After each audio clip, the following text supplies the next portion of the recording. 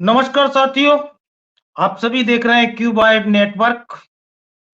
और क्यूबाई नेटवर्क पर हम लोग आप सभी से चर्चा पर चर्चा करने के लिए उपस्थित हैं। और जो आज थंबनेल है, गुस्से में है निवेशक, 27 दिसंबर 2023 को करेंगे जंतर मंतर पर महारैली। तो हमारे साथ में सहारा इंडिया से पीड़ित और कई संगठनों के लोग भी जुड़ेंगे और चर्चा पर चर्चा को आगे बढ़ाने के क्रम में हम लोग जो है रहेंगे। तो साथियों, सहारा का 13 करोड़ जमाकर्ता, जिसने सभी संवैधानिक कानूनों का पालन करते हुए लगातार सरकार से और सुप्रीम कोर्ट से और इस देश की न्यायपालिका कार्यपालिका से हर मंच पर अपने भुगतान की मांग को उठाया है और रखा है। लेकिन आज सुब्रत राय सहारा खत्म हो गए और उन खत्म होने आने के बारे में निवेशकों की परेशानी निरंतर और निरंतर आगे बढ़ रही।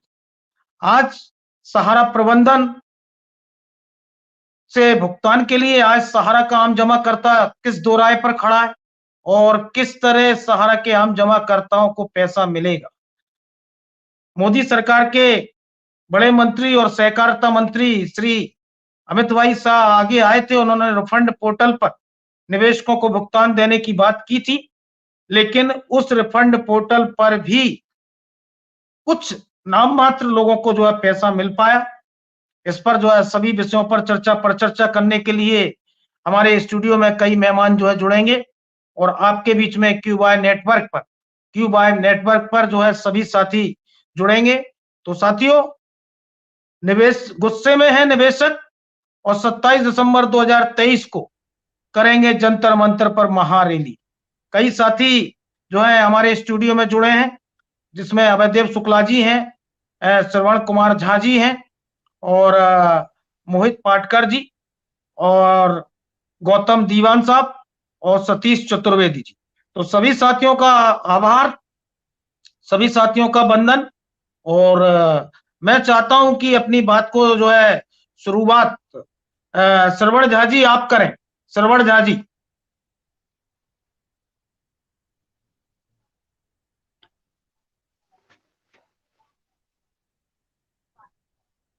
बता दी। लिंक आपने अनम्यूट कर लीजिए, माइक आपकी म्यूट है। जी सभी साथियों को जी जी।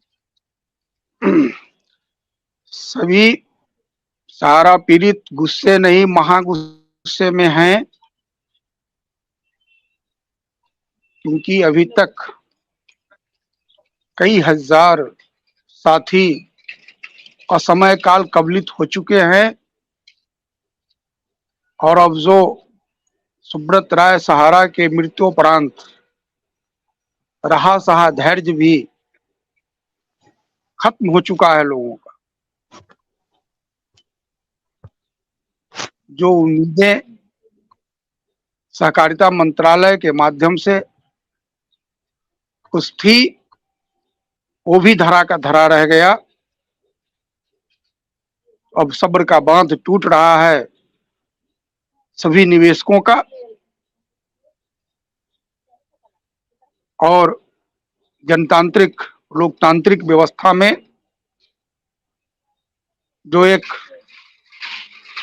अधिकार मिला है उसके तहत सत्याग्रह, धरना प्रदर्शन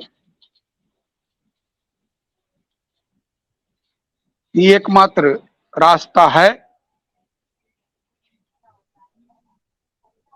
क्योंकि दशकों से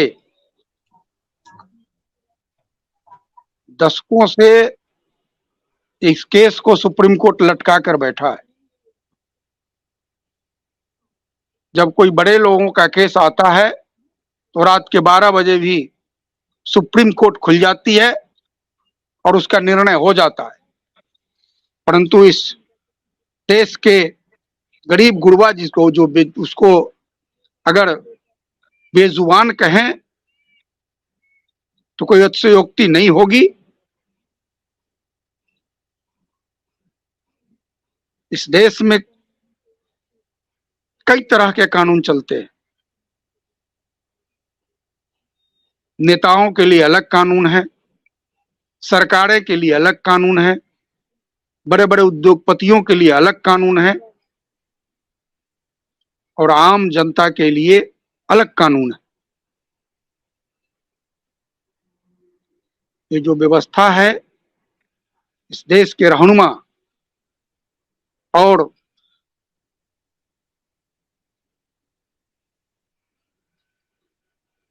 न्यायालय के जो न्यायाधीश हैं वो लोअर कोर्ट से लेकर सुप्रीम कोर्ट तक नहीं समझ पा रहे हैं। अंदर ही अंदर ज्वालामुखी फटने पे है। जो व्यवस्था, लोकतांत्रिक व्यवस्था और न्यायिक व्यवस्था इस देश में चल रही है, अगर इसमें आमूलचूल परिवर्तन नहीं हुआ तो आने वाले समय में निश्चित तौर पे ज्वालामुखी फटेगी और अगर ये ज्वालामुखी फटा तो इस देश को सोवियत संघ की तरह बिखरने से कोई रोक नहीं सकता है। इसलिए मैं आपके माध्यम से इस देश के रहनुमाओं को और माननीय न्यायालयों को यह आगाह करना चाहता हूं कि आप इस देश को बचा ले, अन्यथा अगर ऐसे ही चलता रहा